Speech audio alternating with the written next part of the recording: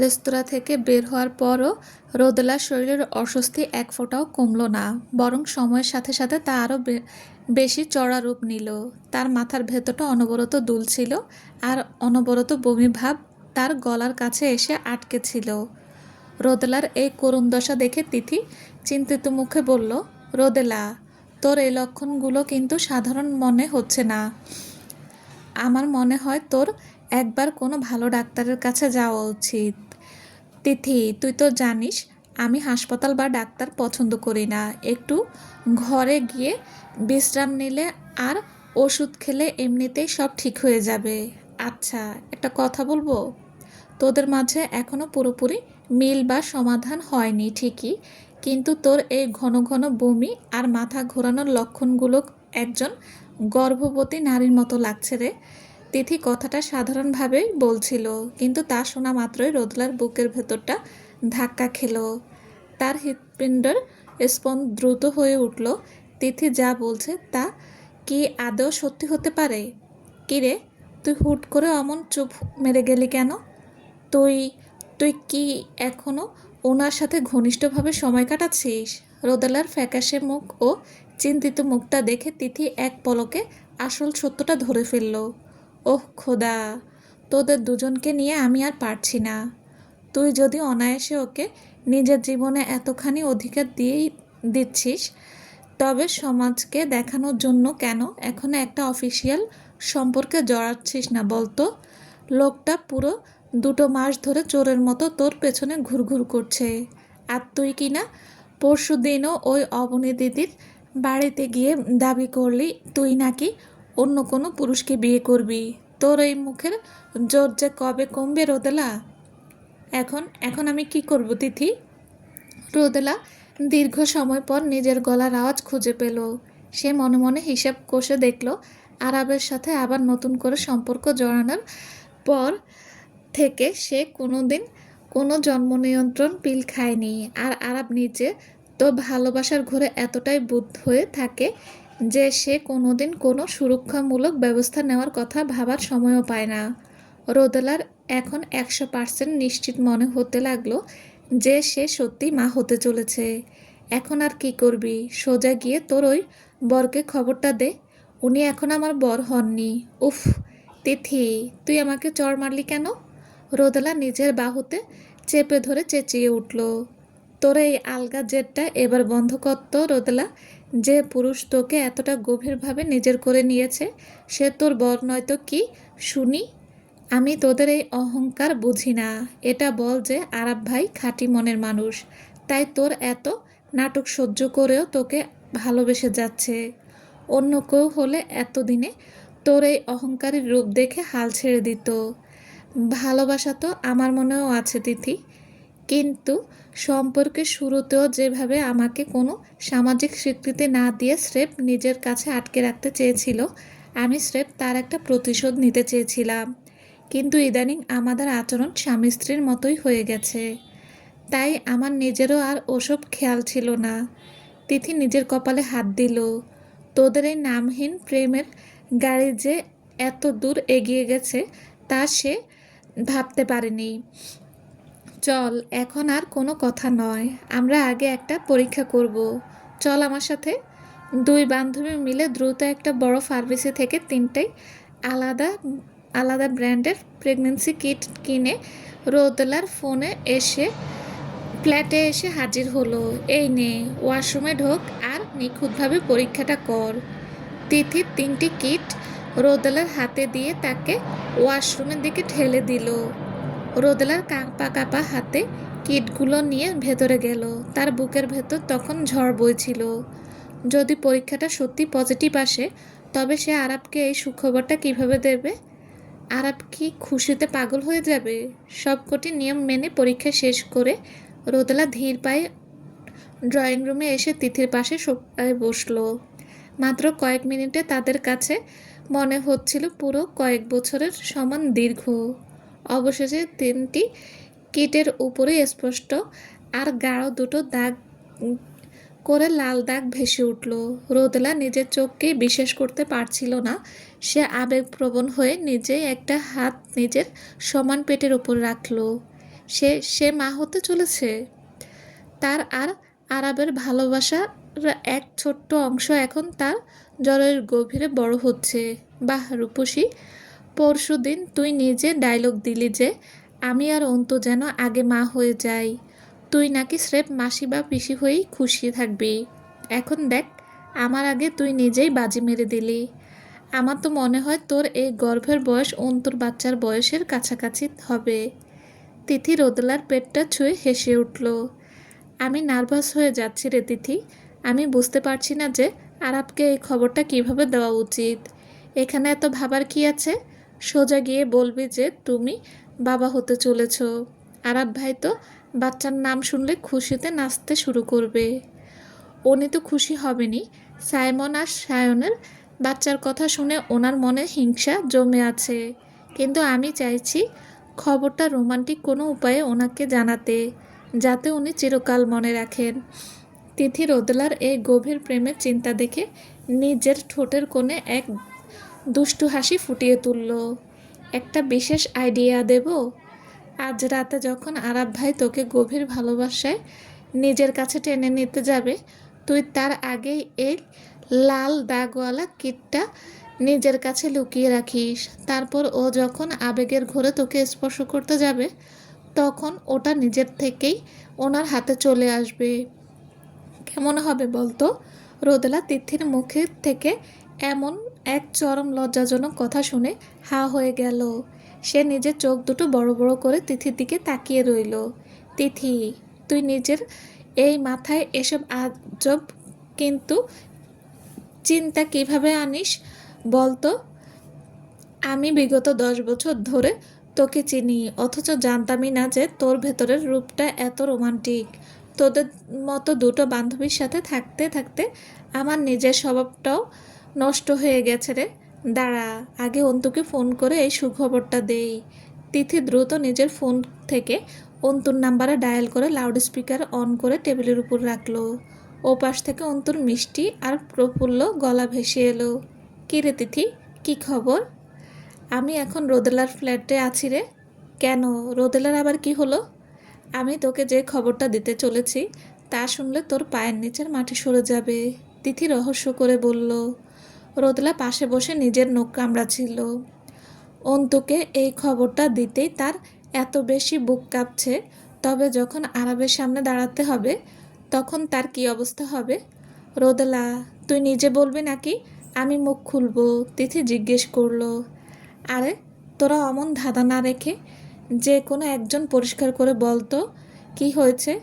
অন্তু, আমি মা হতে চলেছি রে, রোদেলা নিচু গলায় বলল। ও পাশ থেকে হুট করে নিস্তব্ধতা নেমে এলো, যেন অন্তু ও পাশে আর নেই। কিরে অন্তু, তুই কি লাইনটা কেটে দিলি? তিথি চেঁচিয়ে উঠল। না রে, আমি আছি। তবে অমন মরা মানুষের মতো চুপ করে আছিস কেন? আমি শকে চলে গেছি রে। আমি নিজের মুখের ভাষা হারিয়ে ফেলেছি। রোদেলা, তুই কি নিশ্চিত? ভালো করে পরীক্ষা করেছিস তো? হ্যাঁ রে, 3টি আলাদা কিটে 2টো করে দাগ লাল হয়ে উঠেছে। ওহ খোদা, তোকে অনেক অনেক অভিনন্দন রে রোদেলা। আমি অনেক খুশি হয়েছি। আমাদের দুজনের বাচ্চার বয়স সমান সমান হবে এবং তারা একই বছরে একই দুনিয়ায় আসবে।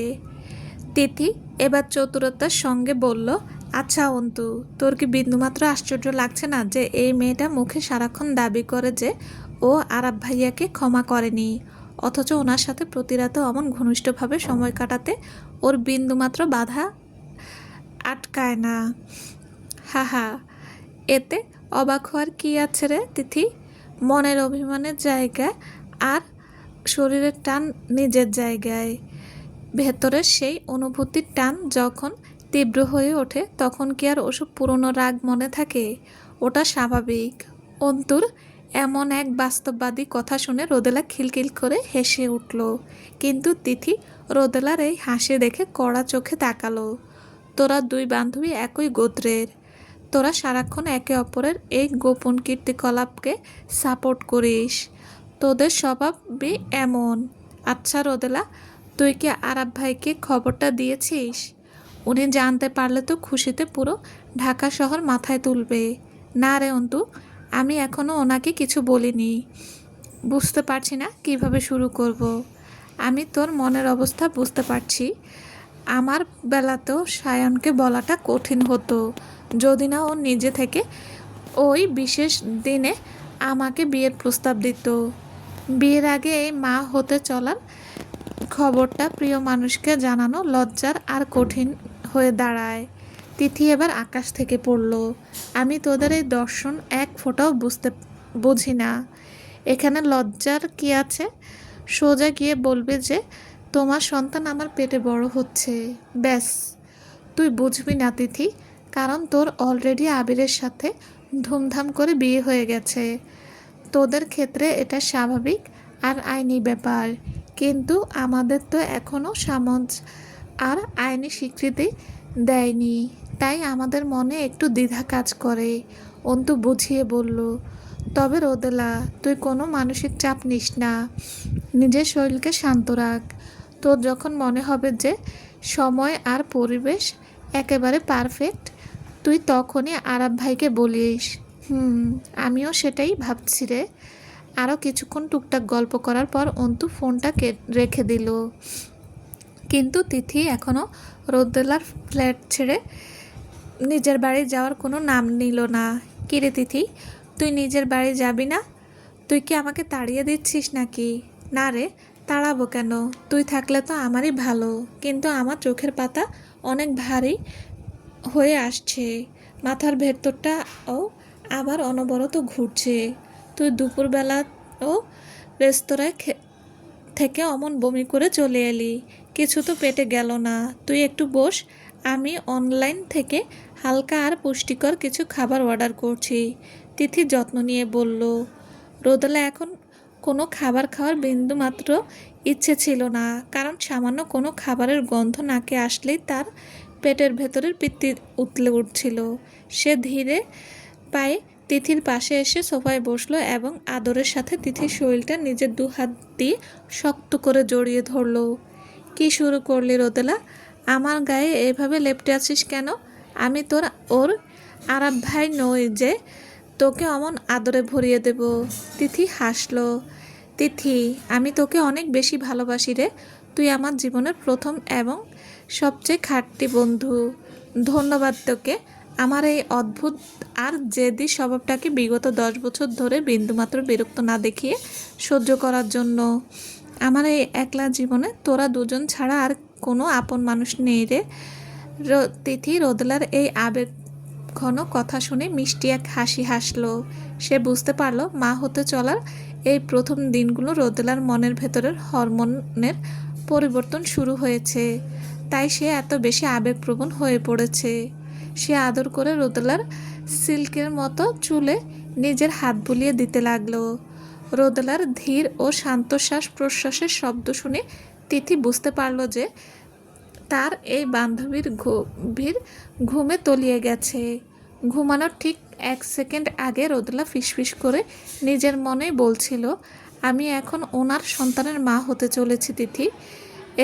ওখানে এখন আমার সন্তানের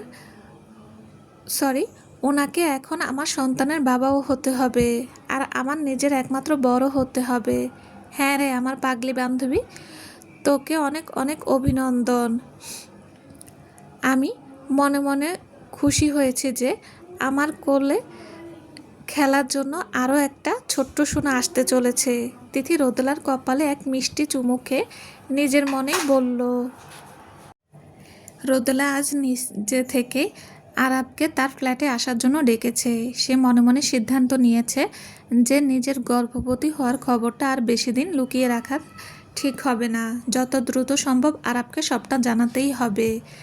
তাছাড়া বিগত কয়েকদিন ধরে তার প্রেগনেন্সির লক্ষণগুলো চড়া রূপ নিয়েছে। কোনো কিছুতেই তার এই অনবরত বমি ভাব আর শারীরিক ক্লান্তি দূর হচ্ছিল না। তিথি মায়া করে তার জন্য এক বয়াম টক আচার আর কাঁচা আম পাঠিয়েছিল। ওটা খাওয়ার পর সাময়িক কিছুটা স্বস্তি মিললেও পরক্ষণে আবার সেই বুক কাঁপানো বমি ভাব আর মাথা ঘোরা শুরু হয়ে যাচ্ছিল। রোদেলা বিছানায় শুয়ে শুয়ে ঘড়ির দিকে তাকালো। আরাবের আসার সময় প্রায় হয়ে গেছে। সে মনে মনে তিথির দেওয়া সেই অদ্ভুত আইডিয়াটার কথা ভাবল। তিথি বলেছিল কিটটা নাকি অন্যভাবে লুকিয়ে রাখতে। রোদেলার মনে মনে হাসলো। তিথির কথা মতো অমন আজব কাণ্ড করতে গেলে আরাব হয়তো খুশির বদলে কোনো শখ খেয়ে বসবে। তাই সে স্বাভাবিক উপায়েই নিজের পরিকল্পনা সাজালো। ঠিক তখনই ড্রয়িং রুমের দরজা খোলার শব্দ পাওয়া গেল এবং ভারী কিছু পায়ের আওয়াজ সোজা বেডরুমের দিকে এগিয়ে আসতে লাগলো। রোদেলা বিছানায় শুয়েই দরজার দিকে তাকালো এবং পরক্ষণে আরাবের সেই লম্বা ও চড়া শরীরের সাথে তার চোখাচোখি হলো। কিরে সোনা, শরীরটা কি বেশি খারাপ লাগছে? আরাবের গলার স্বরে দুশ্চিন্তা আর ভালোবাসা মিশ্রিত ছিল। সে দ্রুত পায়ে বিছানার পাশে এসে বসলো এবং রোদেলার কপালে নিজের একটা হাত রাখলো। সে পরখ করে দেখতে চাইছিল রোদেলার জ্বর এসেছে কিনা, কারণ রোদেলার তখন একটা কম্বল দিয়ে নিজের পুরো শরীর ঢেকে রেখেছিল। আরাব, রোদেলার গলা থেকে এক আদুরে সুর বেরিয়ে এলো, যা আরাবের বুকের ভেতর আলোড়ন সৃষ্টি করলো। তার পরক্ষণেই রোদেলা নিজের গায়ে সেই কম্বলটা সরিয়ে একপাশে ফেলে দিল। কম্বলটা সরাতেই আরাবের চোখ দুটো চরম গাছ হয়ে গেল। রোদেলা সেই মায়াবী রূপ দেখে আরাব মুগ্ধ নয়নে তাকিয়ে রইল। আজ রোদেলা এই আগ বাড়িয়ে নিজেকে সঁপে দেওয়ার রূপ তাকে অনেক অবাক করল। তবে তার চেয়েও বড় চমক অপেক্ষা করছিল বিছানার এক পাশে। আরাব দেখল রোদেলার ঠিক পাশেই বিছানার চাদরের উপর 3টি আলাদা প্রেগনেন্সি কিট সারিবদ্ধভাবে সাজানো রয়েছে। আর তার ঠিক নিচে একটা সাদা কাগজে সুন্দর করে লেখা ওয়েলকাম টু ড্যাডি। আরাব কাঁপা কাঁপা হাতে বিছানা থেকে সেই কিটগুলো তুলে নিয়ে নিজের চোখের সামনে ধরল। সে কোনো অবুঝ বালক নয় যে এই দুটো গাঢ় লাল দাগের মানে বুঝবে না। রোদেলা সেই কাগজের লেখা আর এই কিটের লাল দাগ দুটো মিলে তার চোখের সামনে এক পরম বাস্তব সত্য তুলে ধরল। তুমি তুমি খুশি হয়েছ আরাব? রোদেলা মিষ্টি করে জিজ্ঞেস করলো। এটা কি সত্যি? সত্যি রে রোদেলা, তুই নিজে নিখুঁতভাবে পরীক্ষা করেছিস তো? আরাব তখন বাচ্চাদের মতো আনন্দের ঘোরে সেই 3টি কিট বারবার উলট পাল্টে দেখছিল। তার চোখ দুটো খুশিতে চকচক করে উঠছিল, অথচ সে মায়ায় আর আনন্দে রোদেলার চোখের দিকে সরাসরি তাকাতে পারছিল না। রোদেলা আরাবের এই মিষ্টি রূপ দেখে মনে মনে অনেক মজা পাচ্ছিল। কেন, তোমার কি আমার গর্ভে তোমার সন্তান গ্রহণ করতে কোনো আপত্তি আছে? নাকি তুমিও ভাবছো যে আমি তোমাকে দীর্ঘ সময় ধরে অপেক্ষায় রেখে ভুল করেছি? একদম নয় সোনা, আমি এত বেশি খুশি হয়েছি যে আমার মুখের ভাষা হারিয়ে গেছে। ধন্যবাদ তোকে রোদেলা, আমার জীবনের ভুলগুলোকে ক্ষমা করে আমাকে আবার তোর বুকে জড়িয়ে নেওয়ার জন্য এবং আমাকে বাবা হওয়ার এই সুখ দেওয়ার জন্য। আমি তোকে কথা দিচ্ছি, আজকের পর থেকে আমি এই দুনিয়ায় সবচেয়ে শ্রেষ্ঠ বাবা হব আর তোর জীবনের সবচেয়ে পারফেক্ট আর আদরের বর হব। রোদেলা আর বিন্দুমাত্র দেরি না করে আরাবকে গভীর আবেগে জড়িয়ে ধরলো। সে নিজের মুখটা আরাবের গলার খাঁজে গুজে দিল। আরাবের শরীরে সেই চেনা পুরুষালী ঘ্রাণ পৌঁছানো মাত্রই তার ভেতরে সমস্ত ক্লান্তি আর মাথা ঘোরার অস্বস্তি এক নিমিষে উধাও হয়ে গেল। আমার সারাক্ষণ শুধু তোমাকে এভাবে জড়িয়ে ধরে রাখতে ইচ্ছে করে আরাব।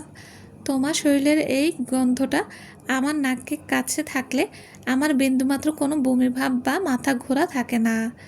তার মানে তো সত্যি প্রেগনেন্সির লক্ষণ দেখা দিয়েছে, তাই না সোনা? চল আমরা কাল সকালেই কোনো গাইনি ডাক্তারের কাছে যাব। আমি নিজের চোখে দেখতে চাই আমাদের ভালোবাসার অংশটা কতটা সুস্থ আছে।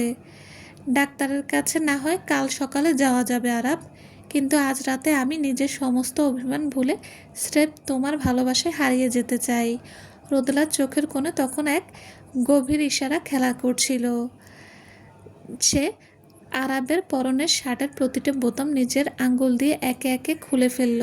আরাবের পুরো শরীর রোদেলা সেই নরম হাতের ছোঁয়ায় এক তীব্র শিহরণ অনুভব করল। রোদেলার এই ব্যাকুলতা আরাবের ভেতরের ভালোবাসার টানকে এক নিমেষেই বহুগুণ বাড়িয়ে দিল। সে আর নিজের উপর নিয়ন্ত্রণ ধরে রাখতে পারল না। রোদেলা নিজের সুন্দর মুখটা এগিয়ে এনে আরাবের ঠোঁটে এক গভীর ও আবেগময় চুমু দিল।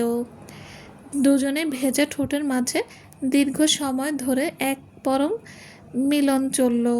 রোদেলার মায়াবী শরীরটা যখন আরাবের শক্ত পেশি বহুল শরীরের সাথে একাত্র হয়ে যাচ্ছিল, তখন আরাবের নিজেকে পুরোপুরি হারিয়ে ফেলল। আরাব, আমি তোমাকে ভালোবাসি। রোদেলা তীব্র অনুভূতির ঘোরে নিজের চোখ দুটো বন্ধ করে নিচু গলায় নিজের মনের আসল সত্যটা স্বীকার করে নিল। আরাব রোদেলার মুখে থেকে ভালোবাসি শব্দটা শুনে নিজের মনে মধ্যে এক স্বর্গীয় শান্তি অনুভব করল। তার হৃৎপিণ্ড কিশোর ছেলেদের মতো দ্রুত স্পন্দিত হতে লাগলো। সে জীবনে কোনোদিন ভাবেনি যে রোদেলার মুখ থেকে এভাবে কোনো আগাম সংকেত ছাড়াই ভালোবাসার স্বীকৃতি সে পেয়ে যাবে। আমি তোকে তোর চেয়েও 100 গুণ বেশি ভালোবাসি আমার জান। আরাব রোদেলার কোমরে নিজের হাত দুটো শক্ত করে চেপে ধরে বলল, আমি তোমাকে দুনিয়ার সব কিছুর চেয়ে বেশি ভালোবাসি আরাব। তাহলে আজ রাতে আমাকে প্রমাণ করে দেখা তুই তোর এই বরকে কতটা ভালোবাসিস। আরাব একটু বাঁকা হেসে ভালোবাসার এক মধুর চ্যালেঞ্জ ছুড়ে দিল। আরাবের এমন চ্যালেঞ্জ শুনে রোদেলার ভেতরের সমস্ত অনুরাগ জেগে উঠল। সে আরাবকে আরও নিবিড়ভাবে নিজের কাছে টেনে নিল। ঘরের ভেতরের পরিবেশ তখন ভালোবাসার চড়া উত্তাপে থমথমে করছে। দুজনের মুখ থেকে এক মধুর গঙ্গানি শব্দ বেরোতে লাগলো। আচ্ছা বলতো, এখন আমাদের দুজনের মাঝে আসল সম্পর্কটা কি? রোদেলার আকুল গলায় জিজ্ঞেস করলো। আর তার হাত দুটো তখন আরাবকে শক্ত করে জড়িয়ে ধরেছিল। আমি তোর এই একমাত্র বৈধ বর, আর তুই আমার একমাত্র আদরের বউরে সোনা। আরাব তীব্র আবেগে চোখ দুটো বন্ধ করে বলে উঠল। আরাবের এই চমৎকার উত্তর রোদেলার মন এক পরম শান্তি দিল। দুজনের গভীর ভালোবাসার প্রকাশে পুরো ঘরটা যেন এক মায়াবী রূপ নিল। তারা দুজনে একে অপরের মাঝে সম্পূর্ণ বিলীন হয়ে গেল। দীর্ঘদিনের দূরত্ব, মান অভিমান আর ক্ষোভ সবকিছুই এই এক রাতে তীব্র ভালোবাসার জোয়ারে ভেসে গেল। দুজনেই একসাথে অনুভূতির শেষ প্রান্তে পৌঁছে এক পরম তৃপ্তি খুঁজে পেল। কিছুক্ষণ পর আরাব বিছানায় চিত হয়ে শুয়ে পড়ল এবং রোদেলা সে ক্লান্তি এবং নিস্তেজ শরীরটা মায়া করে নিজের বুকের উপর টেনে নিল। সে নিজের একটা হাত দিয়ে রোদেলার মাথায় শান্ত মনে হাত বুলিয়ে দিতে লাগলো। কাল সকালে আমরা আগে হাসপাতালে গিয়ে তোর প্রেগনেন্সির সব পরীক্ষা করাবো শোনা। তারপর তোকে নিয়ে সোজা আমার মায়ের কাছে যাব। মা তোকে দেখার জন্য ব্যাকুল হয়ে আছেন। আজ যখন জানতে পারবেন তুই ওনার বংশের প্রদীপ তার পেটে বড় করছিস, মা খুশিতে কেঁদেই ফেলবেন। তুমি আমাকে এই দুনিয়ায় যেখানে নিয়ে যাবে আমি সেখানেই যেতে রাজি আছি আরাব। আমার স্রেফ তোমাকে পাশে চাই, ব্যাস। রোদেলার মিষ্টি ও ঘুম জড়ানো গলা আরাবের বুকের মাঝে হারিয়ে গেল। সে আরাবের শরীরের সাথে আরও বেশি লেপ্টে গেল, যেন তারা দুজনে আলাদা কোনো সত্তা নয়, এক ও অভিন্ন। আচ্ছা শোনা, আমাদের বিয়ের অনুষ্ঠানের ব্যাপারে তোর কি মতামত? আরাব রোদেলার চিবুকটা আলতো করে তুলে জিজ্ঞেস করলো। তুমি যেভাবে চাইবে আমি সেভাবেই সব কিছু করবো আরাব। আমি এখন তোমার বাধ্য বউ। আরাব নিজের চোখকে বিশ্বাস করতে পারছিল না যে রোদেলার মতো এক জেদি ও অহংকারী মেয়ে হুট করে এতটা আদুরে আর নরম কিভাবে হয়ে গেল। তার ঠোঁটের কোণে সেই তৃপ্তির হাসির কোনোভাবেই থামছিল না। তার বুকের ভেতর আনন্দের জোয়ার বইছিল। সে আবেশে নিজের সন্তানের বাবা হতে চলেছে। তাহলে একটা কাজ করি, আমরা আগে আমাদের বাবা মায়ের সাথে কথা বলে ডেট ঠিক করব। তবে তার আগে কাল বিকেলে তোকে নিয়ে সোজা কোর্টে গিয়ে আমাদের ম্যারেজ রেজিস্ট্রিটা সেরে ফেলবো। আমার ভয় হয় রোদেলা, তুই যদি আবার নিজের মন পরিবর্তন করে আমার থেকে দূরে চলে যাস। আরাব নিজের মনের অনুভূতি ভয়ের কথা প্রকাশ করলো।